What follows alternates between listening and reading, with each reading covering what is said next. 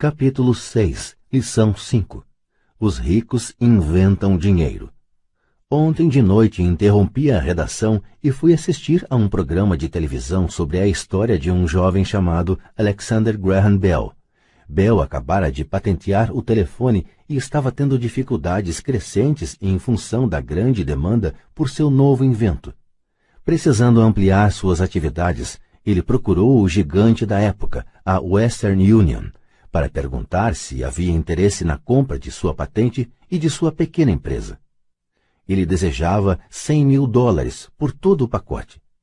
O presidente da Western Union zombou dele e recusou a oferta, afirmando que o preço era ridículo. O resto é história. Surgiu uma indústria multibilionária e nascia a AT&T. Quando terminou a história de Alexander Graham Bell, veio o noticiário noturno. Entre as notícias estava o downsizing de outra empresa local. Os trabalhadores estavam furiosos e reclamavam que os donos da empresa estavam sendo injustos. Um gerente demitido de cerca de 45 anos de idade estava na fábrica com sua mulher e 2 crianças, pedindo aos guardas que o deixassem entrar para falar com os proprietários a fim de solicitar que reconsiderassem sua demissão. Ele acabara de comprar uma casa e estava com medo de perdê-la. A câmera focalizava suas queixas para que todo mundo pudesse ver. Não preciso dizer que isso prendeu minha atenção. Ensino profissionalmente desde 1984. Tem sido uma experiência muito gratificante. E também uma atividade perturbadora, pois tenho ensinado para milhares de pessoas e vejo algo em comum em todos nós, incluindo eu próprio. Todos temos um potencial tremendo e fomos abençoados com dons. Contudo, a única coisa que nos detém é alguma insegurança. Não é tanto a falta de informação, mas sim a falta de autoconfiança. Alguns são mais afetados do que outros. Quando saímos da escola, a maioria de nós sabe que o que conta não é tanto o título que obtivemos ou as notas que tiramos. No mundo real, fora da academia, é necessário algo mais do que simplesmente notas. Já ouvi falar de garra, ousadia, audácia, coragem, cara de pau, esperteza, tenacidade, brilho. Este fator, qualquer que seja o nome que se lhe atribui, é mais decisivo em última instância para nosso futuro do que as notas obtidas ao longo dos estudos.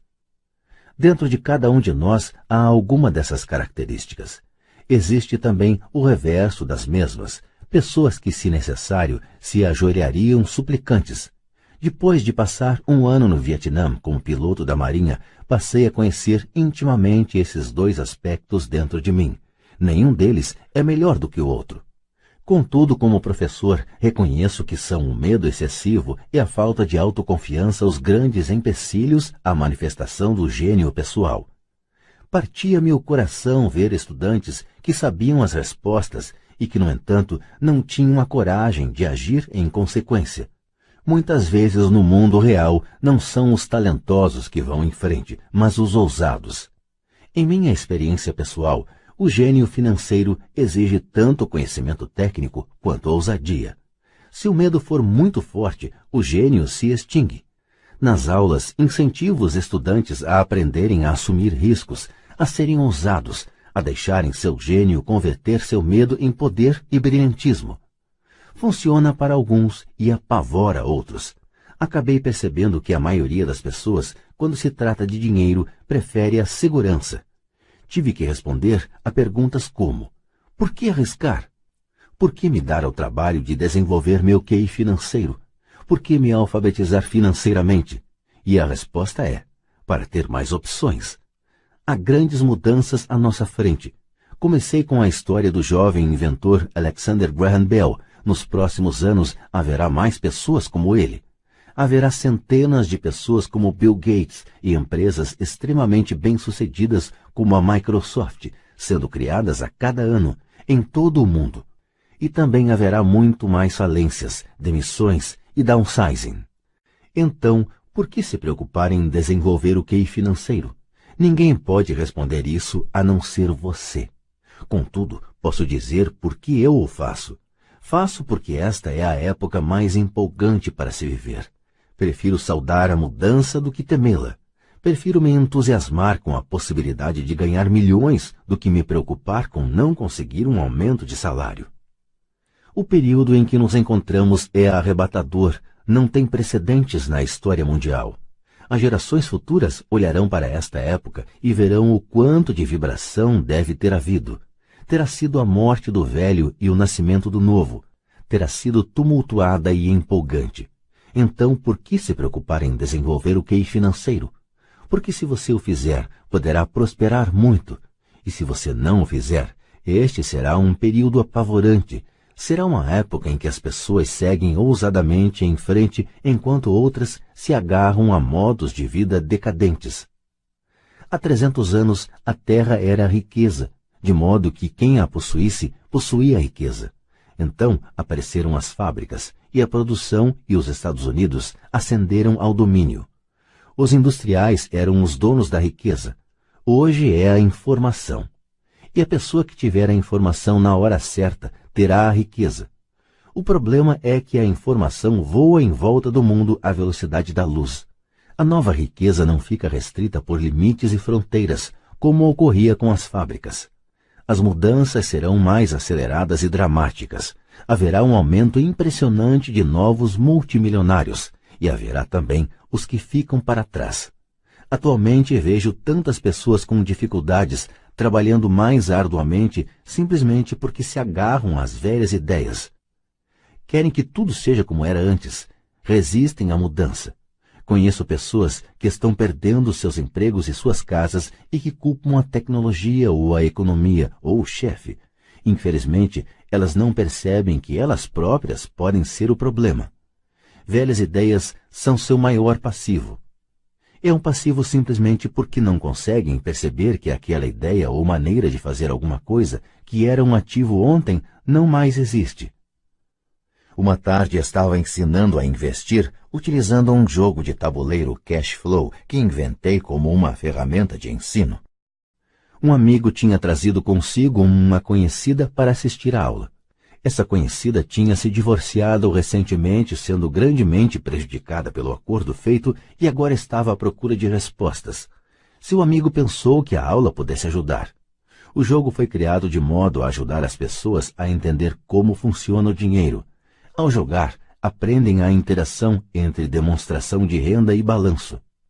Elas aprendem como o dinheiro flui entre os dois e como a trajetória para a riqueza depende de aumentar o montante gerado mensalmente pela coluna de ativos até o ponto que este supere nossas despesas mensais.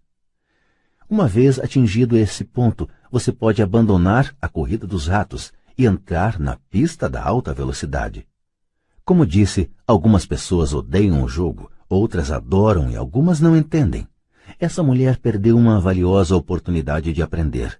Logo no começo do jogo, ela tirou um cartão em que aparecia uma lancha. No início ficou feliz. Oh, ganhei uma lancha!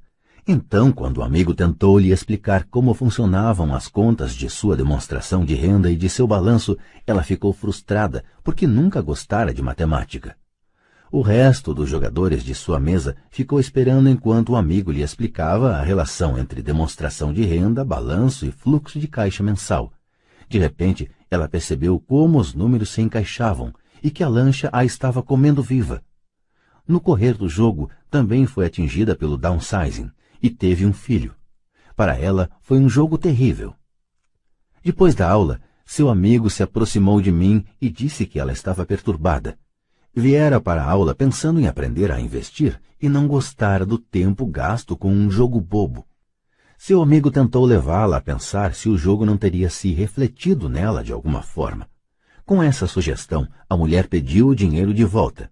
Disse que a mera ideia de que o jogo pudesse ter algo a ver com ela era ridícula. Seu dinheiro foi rapidamente devolvido e ela foi embora.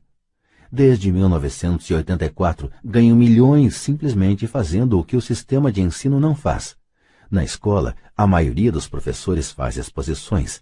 Eu detestava exposições quando estudante, logo me aborrecia e minha mente começava a divagar. Em 1984, comecei a ensinar por meio de jogos e simulações. Sempre incentivei os estudantes adultos a pensar nos jogos como uma reflexão sobre o que eles já sabem e sobre o que precisam ainda aprender. é um sistema de feedback instantâneo. Em lugar de um professor fazendo uma exposição para o aluno, o jogo lhe devolve uma exposição personalizada, feita sob medida para você. O amigo da mulher que foi embora me ligou mais tarde contando o que estava acontecendo. Ele disse que a amiga estava ótima e se acalmara.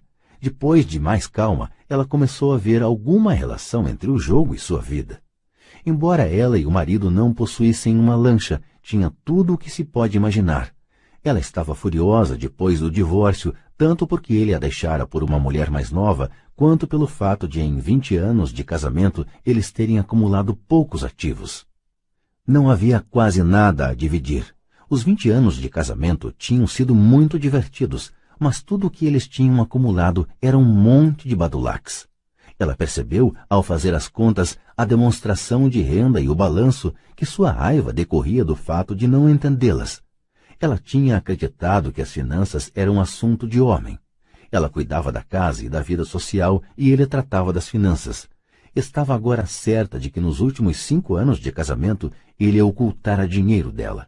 Ela estava furiosa consigo mesma por não ter visto para onde o dinheiro ia, tanto quanto por não ter descoberto a existência da outra mulher. Da mesma maneira que o jogo de tabuleiro, o mundo está sempre nos dando um feedback instantâneo. Poderíamos aprender muito se prestássemos mais atenção. Um dia, não muito tempo atrás, queixei-me com minha mulher de que a lavanderia devia ter encolhido minhas calças. Minha mulher sorriu gentilmente e cutucou minha barriga para informar que as calças não tinham encolhido, alguma coisa tinha se expandido.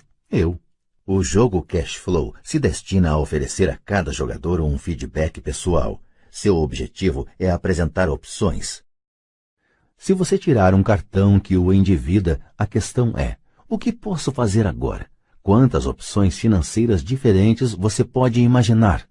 Este é o objetivo do jogo, ensinar os jogadores a pensar e criar várias e novas opções financeiras. Já observei pessoas que jogam Cash Flow. Aquelas que saem da corrida dos ratos mais rapidamente são as que têm um bom conhecimento dos números e uma mente criativa do ponto de vista financeiro. Elas reconhecem as diferentes opções financeiras. As pessoas que demoram mais são as que não têm familiaridade com números e que frequentemente não entendem o poder do investimento.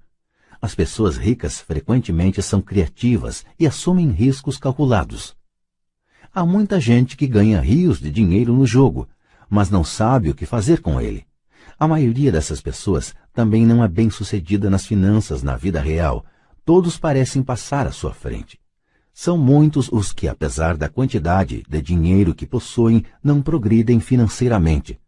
Limitar suas opções é o mesmo que agarrar-se a ideias antiquadas. Tenho um amigo do meu tempo no 2º grau que trabalha em 3 empregos. 20 anos atrás, era o mais rico da minha turma. Quando a usina de açúcar local fechou, a empresa em que trabalhava quebrou junto. Na sua cabeça, ele só tinha uma opção e essa era a opção antiga: trabalhar arduamente. O problema é que não conseguia encontrar um emprego que reconhecesse sua antiguidade na empresa quebrada. Em consequência, ele tem uma qualificação superior ao necessário no emprego atual e seu salário é, portanto, inferior. Então ele está trabalhando em 3 empregos para conseguir sobreviver. Observei pessoas que jogam Cash Flow queixando-se de que as cartas não lhes oferecem as oportunidades certas e assim ficam paradas. Conheço quem faça isso na vida real. Esperam pela oportunidade certa. Observei pessoas que tiram a carta certa, mas não têm dinheiro suficiente. Então se queixam de que poderiam ter saído da corrida dos ratos se tivessem mais dinheiro e assim ficam paradas. Na vida real, há quem faça o mesmo. Vêem todos os grandes negócios, mas não têm dinheiro. E já vi pessoas tirarem uma carta com uma grande oportunidade, lê-la em voz alta e não terem a ideia do que se tratava. Tem o dinheiro, a época é oportuna, tem a carta, mas não veem a chance que está à sua frente. Não conseguem ver como isso se encaixa em seu plano financeiro para sair da corrida dos ratos. E ainda os que parecem todos esses tipos combinados. A maioria tem uma oportunidade única bem na sua frente e não consegue vê-la. 1 ano depois descobre que todos os outros ficaram ricos. A inteligência financeira é simplesmente ter mais opções. Se as oportunidades não aparecem à sua frente, que outra coisa você pode fazer para melhorar sua posição financeira? Se uma oportunidade lhe cai do céu e você não tem dinheiro e o banco não lhe dá atenção, o que mais poderia fazer para essa oportunidade trabalhar a seu favor? Se seu palpite é errado e o que você esperava não acontece, como pode transformar um limão em milhões? Isso é inteligência financeira. Não é tanto o que acontece, mas quantas soluções financeiras diferentes você pode imaginar para transformar um limão em milhões. É a sua criatividade a serviço da solução de problemas financeiros. A maioria das pessoas só conhece uma solução: trabalhar arduamente, poupar e levantar empréstimos. Então, por que você quer aumentar sua inteligência financeira? Por que você quer ser o tipo de pessoa que cria sua própria sorte? Você pega o que quer que aconteça e o torna melhor. Poucas pessoas percebem que a sorte é criada, do mesmo modo que o dinheiro. E se você quer ter mais sorte e criar dinheiro em lugar de trabalhar arduamente, então sua inteligência financeira é importante. Quando éramos garotos, Mike e eu ouvíamos meu pai rico dizer que o dinheiro não é real. Pai rico de vez em quando nos lembrava como chegamos perto do segredo do dinheiro naquele primeiro dia em que começamos a fazer dinheiro com gesso. Os pobres e a classe média trabalham pelo dinheiro, dizia. Os ricos fazem dinheiro. Quanto mais real vocês pensarem que o dinheiro é, tanto mais arduamente trabalharão por ele. Se vocês perceberem que o dinheiro não é real, enriquecerão mais rápido. Então, o que é? Era a pergunta que Mike e eu repetíamos frequentemente.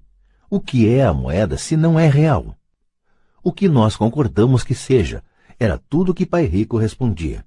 O ativo mais poderoso que todos nós possuímos é nossa mente. Se for bem treinada, pode criar uma imensa riqueza no que parece ser um instante. Riqueza muito além dos sonhos de reis ou rainhas há 300 anos. Uma mente não treinada também pode criar pobreza externa que perdura por muito tempo quando é transmitida às famílias. Na era da informação, o dinheiro cresce exponencialmente. Algumas poucas pessoas estão se tornando fabulosamente ricas a partir do nada, apenas com ideias e acordos. Se você perguntar a muitas pessoas que negociam com ações ou outros investimentos como meio de vida, elas dirão que veem isso acontecer a toda hora. Milhões podem ser ganhos instantaneamente a partir do nada. E ao dizer nada, estão querendo dizer que não há dinheiro sendo trocado. Tudo é feito por um acordo, um sinal manual do pregão, um sinal na tela de um corretor em Lisboa, originado por um corretor em Toronto e de volta a Lisboa, um telefonema para meu corretor para comprar e outro, logo a seguir, para vender. O dinheiro não muda de mãos, os acordos mudam. Então, por que desenvolver seu gênio financeiro? Só você pode responder a isso. Eu só posso dizer porque tenho estado desenvolvendo essa área de minha inteligência. Eu o faço porque quero ganhar dinheiro rapidamente, não porque eu precise, mas porque quero. É um processo de aprendizado fantástico. Desenvolvo meu QI financeiro porque quero participar do maior jogo do mundo. E de minha maneira pequena gostaria de ser parte dessa evolução sem precedentes da humanidade, a era em que os seres humanos não trabalham com seus corpos, mas apenas com suas mentes. Aliás, nestas é onde está a ação. É o que está acontecendo, é fantástico, é apavorante e é divertido. É por isso que invisto em minha inteligência financeira, desenvolvendo o ativo mais poderoso que possuo. Quero estar junto das pessoas que se dirigem ousadamente para a frente. Não quero estar entre os que ficam para trás.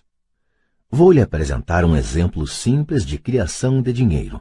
No início da década de 1990, a economia de Phoenix estava em situação deplorável. Assistia na televisão ao Bom Dia América, quando um consultor financeiro começou a prever dias de desgraça e sombra. Seu conselho era: poupe seu dinheiro.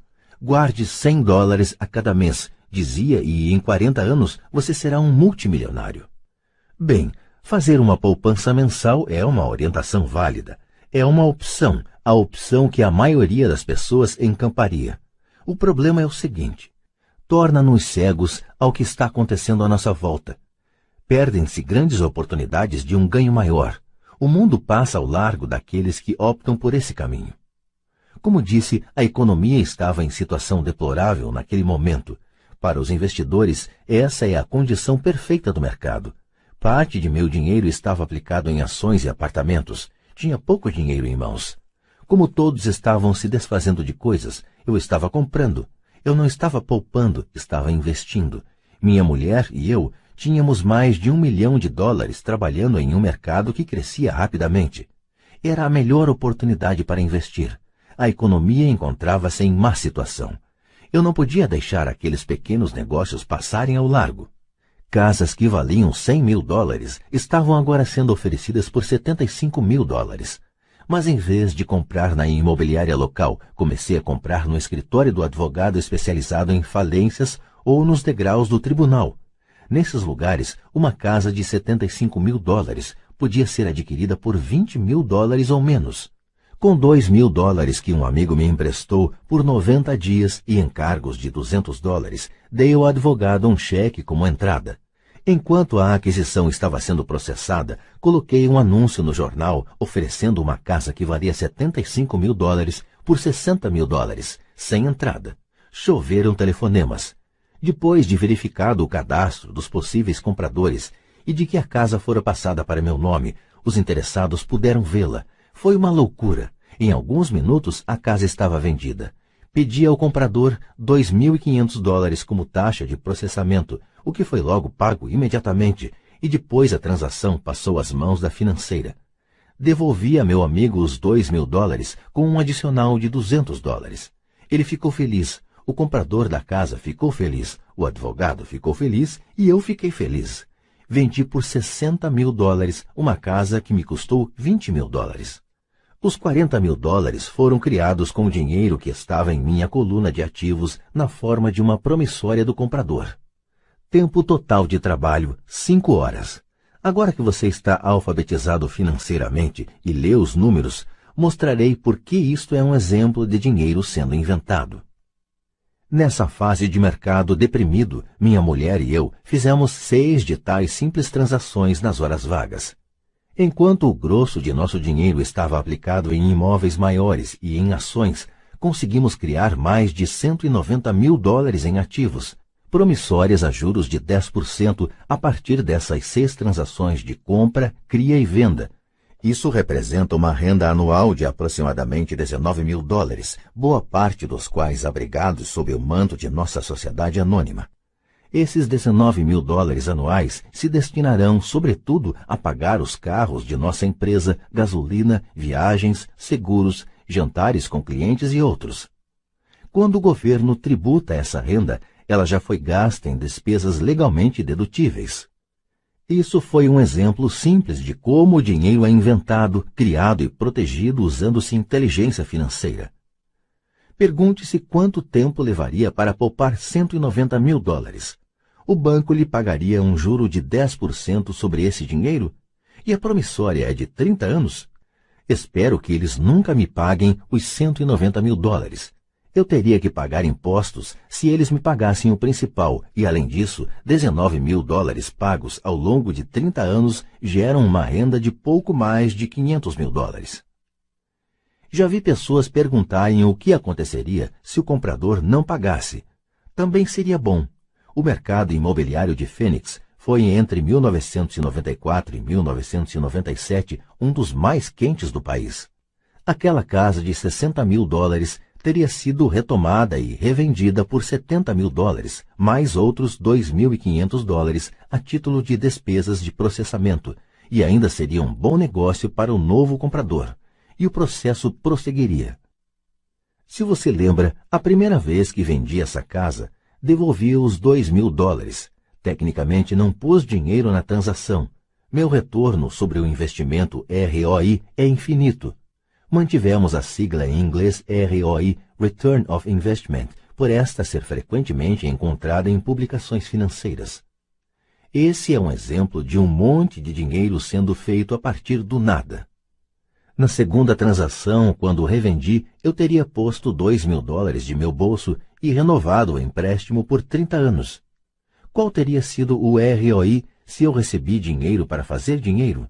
Não sei, mas sem dúvida é muito mais do que seria obtido poupando $100 todo mês, o que na verdade acaba sendo equivalente a $150, porque se trata de uma renda, já descontado o imposto durante 40 anos a 5%, e que novamente sofrerá tributação de 5%. Não é algo muito inteligente. Pode ser seguro, mas não é esperto. Atualmente, em 1997, quando estou escrevendo este livro, as condições de mercado são exatamente o oposto do registrado 5 anos atrás. O mercado de Phoenix é a inveja dos Estados Unidos. As casas que eram vendidas a $60 mil valem agora $110 mil. Há ainda oportunidades, mas me custariam um ativo valioso, meu tempo, sair por aí atrás delas. São raras. Mas hoje há milhares de compradores buscando esses negócios e apenas uns poucos fariam sentido financeiramente. O mercado mudou. É tempo de mudar e buscar outras oportunidades para sua coluna de ativos. Você não pode fazer isso aqui. Isso é contra a lei. Você está mentindo. Ouço esses comentários com muito mais frequência do que você pode me mostrar como fazer isso. A matemática é simples. Você não precisa de álgebra ou de cálculo. Não escrevo muito porque a financeira cuida do lado legal da transação e do controle do pagamento. Não preciso consertar tetos ou instalações hidráulicas, porque os proprietários cuidam disso. É a casa deles. De vez em quando alguém não paga. E isso é muito bom porque há multas de mora ou eles se mudam e a propriedade é vendida de novo. O sistema judiciário cuida disso. Pode até não funcionar na sua região. As condições de mercado podem ser diferentes. Mas o exemplo ilustra como um processo financeiro simples cria centenas de milhares de dólares com pouco dinheiro e baixo risco. É um exemplo de dinheiro sendo apenas um contrato. Qualquer pessoa com instrução secundária pode fazer isso. Contudo, muita gente não o faz. Muita gente segue o conselho padrão. Trabalhe arduamente e poupe dinheiro. Com cerca de 30 horas de trabalho, foram criados aproximadamente $190 mil na coluna de ativos sem se pagar impostos. O que lhe parece mais complicado? 1. Trabalhar arduamente, pagar impostos com alíquota de 50%, poupar o que sobra. Suas poupanças rendem 5%, que também são tributados. Ou 2. Despender tempo para desenvolver sua inteligência financeira e dominar o poder de seu cérebro e a coluna dos ativos?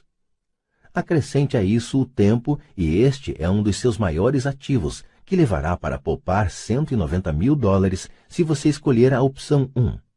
Agora você pode entender por que balanço a cabeça silenciosamente quando ouço pais dizerem: meu filho está indo muito bem na escola e está recebendo uma boa instrução. Pode ser bom, mas é adequado? Sei que essa estratégia de investimento é pequena. Foi usada para mostrar como o pequeno pode transformar-se em grande. Novamente, meu sucesso reflete a importância de um sólido embasamento financeiro, o que começa com uma boa instrução financeira. Já disse antes, mas vale a pena repetir. A inteligência financeira é constituída por estas 4 habilidades técnicas. 1. A alfabetização financeira, a capacidade de entender números. 2. Estratégias de investimento, a ciência do dinheiro fazendo dinheiro. 3. O mercado, oferta e demanda. Alexander Graham Bell deu ao mercado o que este desejava. Bill Gates fez o mesmo. Uma casa de $75 mil, oferecida por $60 mil e que custou $20 mil, também foi o resultado de perceber uma oportunidade criada pelo mercado. Alguém estava comprando e alguém estava vendendo. 4. A lei. O conhecimento de lei e regulamentos estaduais e nacionais sobre contabilidade e empresas. Recomendo que se jogue dentro das regras. São os fundamentos básicos ou a combinação destas habilidades o necessário para ser bem-sucedido na busca da riqueza, seja pela compra e venda de pequenos imóveis, grandes apartamentos, empresas, ações, títulos, fundos mútuos, metais preciosos, cartões de beisebol ou coisas do gênero. Por volta de 1996, o mercado imobiliário tinha se recuperado e todos estavam entrando. O mercado de ações estava em alta e todos estavam entrando. A economia dos Estados Unidos punha-se de pé novamente. Comecei a vender em 1996 e viajei para o Peru, Noruega, Malásia e Filipinas. Os investimentos tinham mudado. Nós estávamos fora do mercado imobiliário, pelo menos no que se referia a compras. Eu apenas observava o aumento dos valores da coluna de ativos e provavelmente começaria a vender mais para o fim do ano. Isto estava dependendo de algumas alterações na legislação serem aprovadas pelo Congresso. Desconfio que alguns desses pequenos negócios imobiliários começarão a ser vendidos e a promissória de $40.000 será convertida em dinheiro. Preciso consultar meus contadores e me preparar para liquidá-la e procurar formas de resguardar o dinheiro. O que desejo ressaltar aqui é que os investimentos vêm e vão, os mercados sobem e descem, as economias melhoram e entram em crise. O mundo está sempre lhe apresentando oportunidades únicas a cada dia de sua vida, mas, na maior parte das vezes, não conseguimos percebê-las. Mas elas estão lá. E quanto mais o mundo muda e quanto mais a tecnologia progride, maiores oportunidades existirão para permitir que você e sua família estejam seguros pelas próximas gerações. Então, por que desenvolver sua inteligência financeira? Repito, só você pode responder a isso. Sei porque eu continuo a aprender e desenvolver. Eu o faço porque sei que estão vindo mudanças. Prefiro saudar a mudança do que me agarrar ao passado. Sei que haverá expansões no mercado e crises. Quero desenvolver continuamente minha inteligência financeira, porque a cada mudança, algumas pessoas estarão de joelhos suplicando por seus empregos. Outras, entretanto, pegarão os limões que a vida lhes dá, e ela nos dá a todos ocasionalmente, e os transformarão em milhões. Isso é inteligência financeira. Muitas vezes me perguntam sobre os limões que transformei em milhões.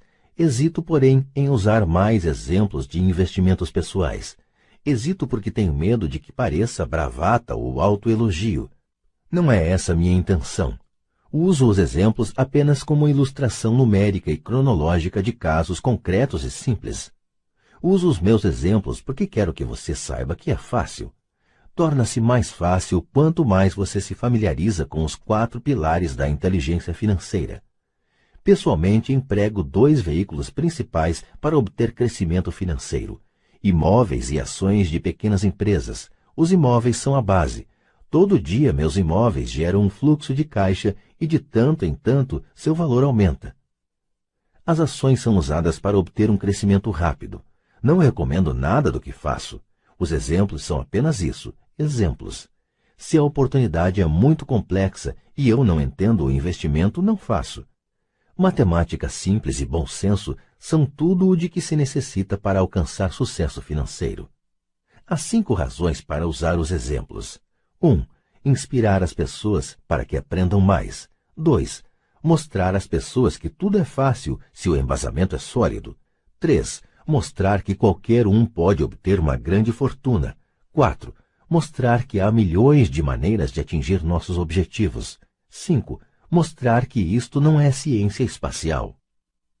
Em 1989, eu costumava correr numa bela região de Portland, Oregon. Era um subúrbio com lindas casas que pareciam de boneca. Eram pequenas e lindas. Eu quase que esperava encontrar na calçada Chapeuzinho Vermelho a caminho da casa da vovó. Por todo lugar havia cartazes de vende-se. O mercado de toras de madeira estava em crise e o mercado de ações acabara de entrar em colapso e a economia estava deprimida. Numa rua notei um cartaz que parecia pregado lá há mais tempo que os outros, anunciando a venda de uma casa. Correndo por lá um dia encontrei o dono da casa que tinha um ar preocupado. — Quanto o senhor quer pela casa? — perguntei. O dono se virou e deu um sorriso desanimado. — Faça uma oferta — disse. — Está à venda há 1 ano, ninguém mais aparece para vê-la. — Vou olhar — disse eu, e meia hora depois comprava a casa por menos de $20.000 do que o proprietário pedira originalmente. Era uma bela casinha de 2 quartos, com enfeites de madeira em todas as janelas. Sua cor era azul com detalhes cinza e fora construída em 1930. Em seu interior, uma lareira de pedra. Uma casa perfeita para se alugar. Dei uma entrada de $5.000 por uma casa de $45.000, mas que realmente valia $65.000, embora ninguém quisesse comprá-la. O proprietário a desocupou em 1 semana, feliz de ver-se livre dela, e logo chegou o meu inquilino, um professor da escola local. Depois de pagar a hipoteca e despesas diversas, eu ficava com $40 ao fim de cada mês. Nada muito empolgante. Um ano depois, o mercado imobiliário deprimido do Oregon começou a se recuperar. Os investidores da Califórnia, cheios de dinheiro obtido em seu mercado imobiliário ainda em expansão, estavam se deslocando para o norte e comprando imóveis no Oregon e em Washington. Vendi a casinha por $95 mil a um casal californiano que achou que estava diante de uma pechincha. Meu ganho de capital de cerca de $40 mil foi empregado numa aplicação amparada pela seção 1031 e comecei a procurar um lugar onde pôr o dinheiro. Em um mês, encontrei um prédio com 12 apartamentos perto da fábrica da Intel, em Beaverton, Oregon. Seus donos moravam na Alemanha e não tinham ideia de quanto valia o local, e novamente só queriam se desfazer do imóvel. Ofereci $275 mil por um prédio que valia $450 mil. Concordaram com $300 mil. Comprei e fiquei com ele por 2 anos. Utilizando o mesmo processo de troca de imóveis com tributação deferida, minha mulher e eu vendemos o prédio por $495 mil e compramos outro com 30 apartamentos em Phoenix, Arizona. Naquela época nos mudamos para Phoenix para sair de uma crise e teríamos que vendê-lo de qualquer maneira. O preço do prédio de 30 apartamentos era de $875 mil com entrada de $225 mil. O fluxo de caixa decorrente do aluguel dos 30 apartamentos era de pouco mais de $5 mil ao mês. O mercado de imóveis do Arizona começou a subir e em 1996 um investidor do Colorado nos ofereceu $1.200.000 pelo imóvel. Minha mulher e eu pensamos em vendê-lo, mas decidimos esperar para ver se a legislação relativa a ganhos de capital seria alterada pelo Congresso. Se mudasse o imóvel, deveria aumentar, acredito, outros 15% ou 20%. Além disso, os $5 mil ao mês eram um bom fluxo de caixa. Este exemplo mostra como é possível transformar uma pequena soma de dinheiro em outra muito maior. Repito, é uma questão de entender demonstrações financeiras, estratégias de investimento, sentir o mercado e conhecer as leis. Se as pessoas não são versadas nesses tópicos, então tenderão a seguir o dogma padrão, que é buscar segurança, diversificar e só aplicar em investimentos seguros.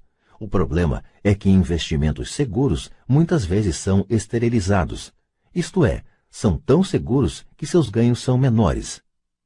A maioria das corretoras não tocará em transações especulativas para se proteger a si próprias e a seus clientes. E essa é uma política sábia. Os negócios realmente quentes não são oferecidos aos novatos. Normalmente, os melhores negócios, que tornam os ricos ainda mais ricos, são reservados para aqueles que entendem o jogo. É tecnicamente ilegal oferecer a alguém que não é considerado sofisticado esses negócios especulativos, mas naturalmente acontece.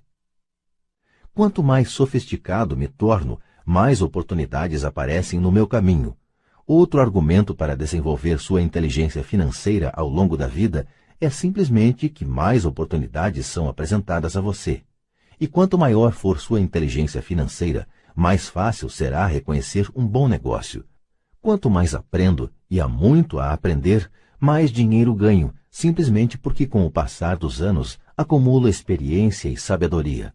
Tenho amigos que se aprisionam à segurança, trabalhando com afinco em suas profissões, e que não conseguem adquirir sabedoria financeira, que leva tempo para ser desenvolvida.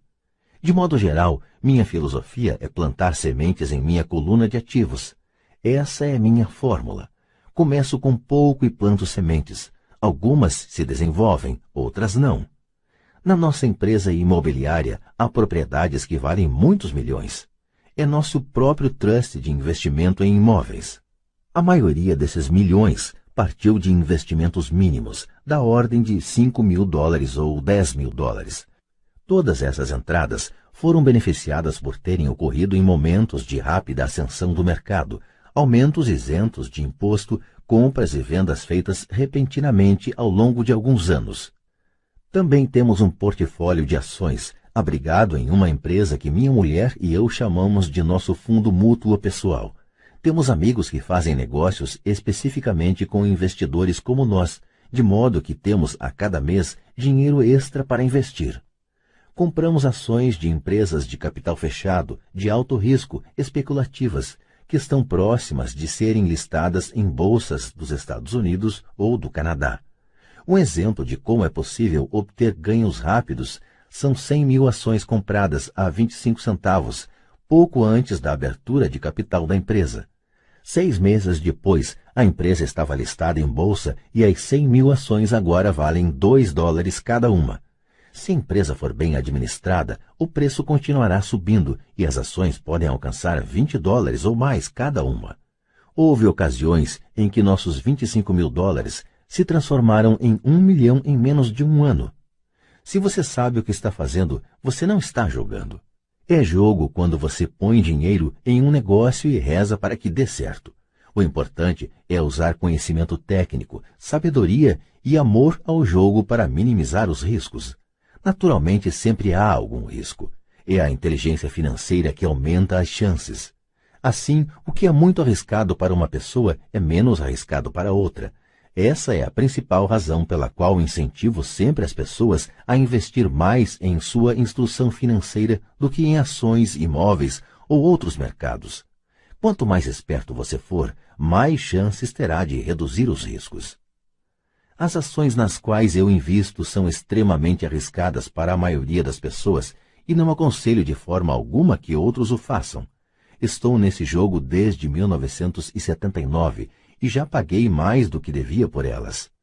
Mas se você reler por que tais investimentos são um alto risco para a maioria das pessoas, poderá organizar sua vida de modo diferente, de modo a que a habilidade de pegar $25.000 e transformá-los em $1 milhão em um ano seja de baixo risco para você. Como já disse anteriormente, nada do que escrevi é uma recomendação. São exemplos do que é simples e possível. O que faço é café pequeno no esquema das coisas. Contudo, para um indivíduo médio, uma renda de $100.000 ao ano, sem fazer muita força, é agradável e não muito difícil de obter. Dependendo do mercado e do quão esperto você for, isso pode ser conseguido num prazo de 5 a 10 anos. Se mantiver suas despesas correntes em um nível modesto, $100.000 como renda adicional é bom, não importando se você trabalha. Você pode trabalhar se quiser ou tirar folga e usar o sistema tributário a seu favor e não contra você.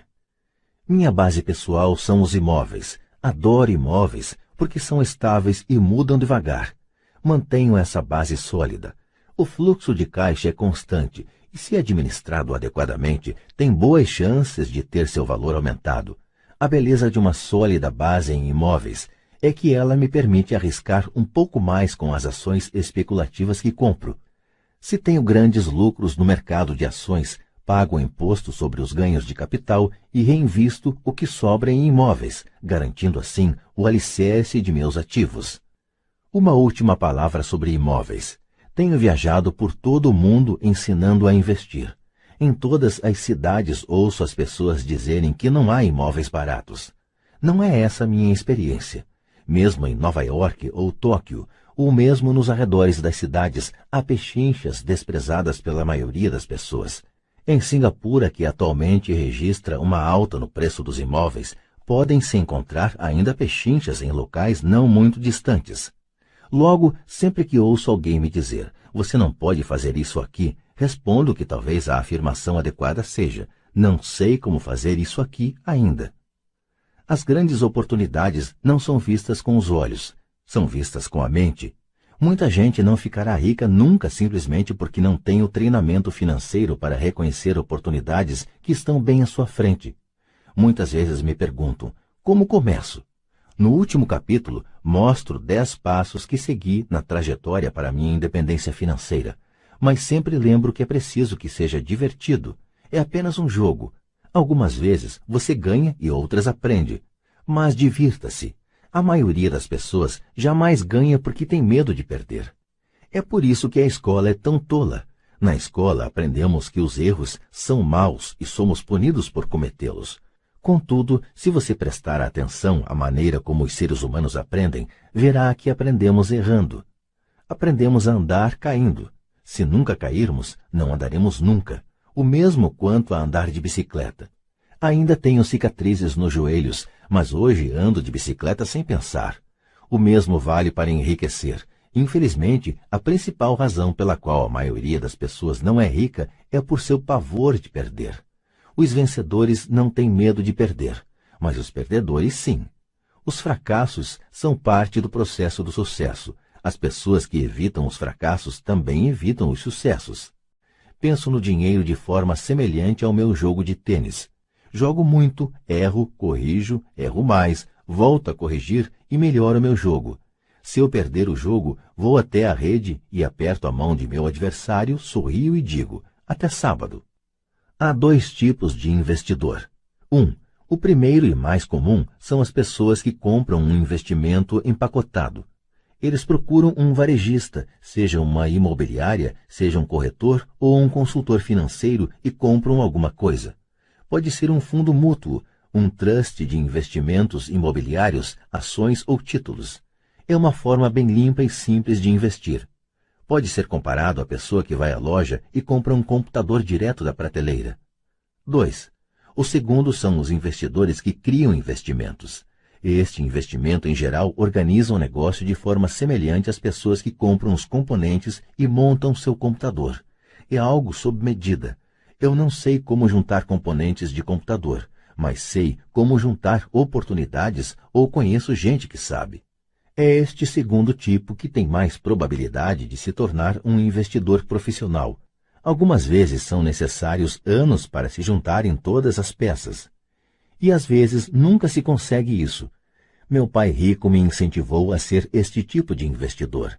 É importante aprender a juntar as peças, porque é aí onde estão os grandes ganhos e, se a maré é adversa, as grandes perdas. Se você quer ser o segundo tipo de investidor, precisa desenvolver 3 habilidades principais. Estas se somam àquelas necessárias para se adquirir a inteligência financeira. 1. Como encontrar uma oportunidade que ninguém mais viu? Você vê com sua mente o que os outros veem com os olhos. Por exemplo, um amigo comprou uma casa caindo aos pedaços. Era assustador olhar para ela. Todos se perguntavam por que ele a teria comprado. O que ele viu e nós não vimos foi que junto com a casa, a compra envolvia mais 4 lotes de terreno vazio. Ele verificou isso indo à imobiliária. Depois de comprar a casa, ele a demoliu e vendeu os 5 lotes para um construtor por 3 vezes o que tinha pago. Ele ganhou $75 mil em 2 meses de trabalho. Não é muito dinheiro, mas sem dúvida é muito mais do que o salário mínimo e não há muitas dificuldades técnicas. 2. Como conseguir dinheiro? Em geral, as pessoas só procuram o banco. Esse segundo tipo de investidor precisa saber onde levantar recursos e há muitas formas de fazê-lo sem ir ao banco. Para começar, aprendi a comprar imóveis sem precisar de banco. Não é tanto pelos imóveis, mas pela aprendizagem de como conseguir o dinheiro, o que não tem preço.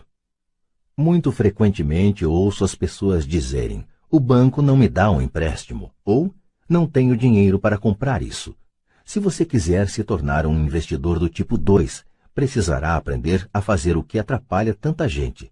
Em outras palavras, a maioria das pessoas deixa que a falta de dinheiro as impeça de fechar um negócio. Se você puder evitar esse obstáculo, estará milhões à frente dos que não aprenderam essas habilidades. Muitas vezes adquiri uma casa ou ações ou um prédio de apartamentos sem ter um tostão no banco. Uma vez comprei um prédio por $1.200.000. O que eu fiz é chamado amarrar a transação com um contrato escrito entre comprador e vendedor. Então, consegui o necessário para pagar o depósito de $100 mil, o que me permitiu obter 90 dias para levantar o resto do dinheiro. Por que eu fiz isso? Simplesmente sabia que o prédio valia $2 milhões. Nunca levantei o dinheiro. Em lugar disso, a pessoa que depositou os $100 mil me deu $50 mil por ter encontrado o prédio, assumiu minha posição e eu saí do negócio. Total de tempo de trabalho, 3 dias. Repito, Conta mais o que você sabe do que o que você compra. Investir não é comprar, é conhecer. 3. Como organizar pessoas espertas. Pessoas inteligentes são aquelas que trabalham com ou contratam uma pessoa mais inteligente do que elas. Quando você precisar de orientação, assegure-se de escolher sabiamente seu conselheiro. Há muito o que aprender, mas a recompensa pode ser astronômica. Se você não quer aprender essas habilidades, então é aconselhável ser um investidor do tipo 1. Sua maior riqueza é o que você sabe. Seu maior risco é o que você não conhece. Sempre há risco, de modo que aprenda a administrá-lo em vez de evitá-lo.